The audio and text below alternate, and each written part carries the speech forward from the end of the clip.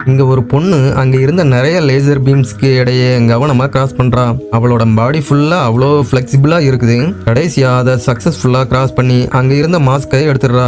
அப்போ அவளோட பார்ட்னர், இதுக்காக ரொம்ப பெருமைப்பட்டுக்காத, இது வெறும் ட்ரைனிங் தான், இனிமே தான் ஒரிஜினல் வேலையே இருக்குது, அது இதை விட பயங்கர கஷ்டமா இருக்கும்னு சொல்றாரு.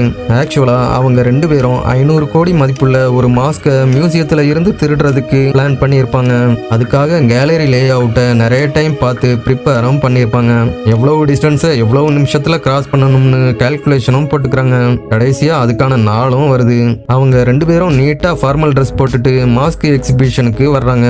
அப்போ அவன் அவளோட ட்ரெஸ் அட்ஜஸ்ட் பண்ற மாதிரி மாஸ்க்கு பக்கத்துல ஒரு சின்ன ட்ராக்கரை யாருக்கும் தெரியாம வைக்கிறான். எக்ஸிபிஷன் முடிஞ்சு அவங்க ட்ரைனேஜ் வழியா ஒரு அயான் கேட்டை கட் பண்ணி மியூசியத்துக்கு கீழே வந்துடுறாங்க. அதுக்கப்புறமா ட்ராக்கர் சிக்னலை வச்சு மாஸ்க் இருக்கிற எக்ஸாக்ட் லொகேஷனுக்கு வந்துடுறாங்க. உடனே எக்ஸ்ப்ளோசிவை ஃப்ளோர்ல ஒட்டி டைம் கரெக்டா 12 ஆனதும் எக்ஸ்ப்ளோசிவ் மூலமா அதை கட் பண்ணிடுறாங்க. அது கீழே விழுற டைம்ல ஒரு ஏர் பேக்கை இன்ஃபிளேட் பண்ணி அந்த கல் பிளாக்கை சத்தம் கேட்காம கரெக்டா கேட்ச் பண்ணிடுறாங்க. உடனே அவன் வேகமா உள்ள போய் மானிட்டரை செட் பண்றான். அதுக்கப்புறமா அவன் மானிட்டரை பார்த்து இன்ஸ்ட்ரக்ஷன் கொடுக்கறான். அவ அதை ஃபாலோ பண்ணி லேசர் பீமை அவாய்ட் பண்ணிட்டு கரெக்டா முன்னாடி போறா. கடைசியா அவ எல்லா லேசர் பீமையும் சக்சஸ்ஃபுல்லா கிராஸ் பண்ணி அந்த கோல்டன் மாஸ்க் முன்னாடி வந்து நின்று அதை எடுக்கலாம்னு போகும்போது தடனா அவன் அவளை ஸ்டாப் பண்றான். ஏன்னா அவளுக்கு முன்னாடி இன்னொரு லேசர் பீம் இருந்திருக்கும். உடனே அவ கையில இருந்த ஒரு பாக்ஸை ஓபன் பண்ணி அதுல இருந்த பவுடரை ஊதுனதும் அந்த லேசர் பீம் அப்பியர் ஆகுது.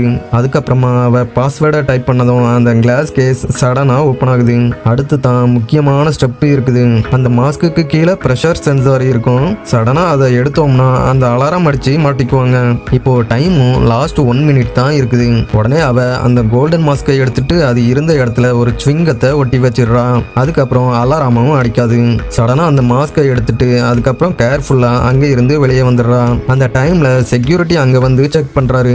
அப்போ கோல்டன் மாஸ்க் இருந்த இடத்துல ஒரு மங்கி மாஸ்க் தான் இருக்குது. அதை பார்த்து ஷாக் ஆகி உடனே அலாரம் அடிக்கிறாங்க. ஆனா அவ அதுக்குள்ள அந்த கோல்டன் மாஸ்கை மியூசியத்தோட பின்பக்கம் வழியா எடுத்துட்டு அங்க இருந்து வேகமா எஸ்கேப் ஆகி வெளியே வந்திருப்பா.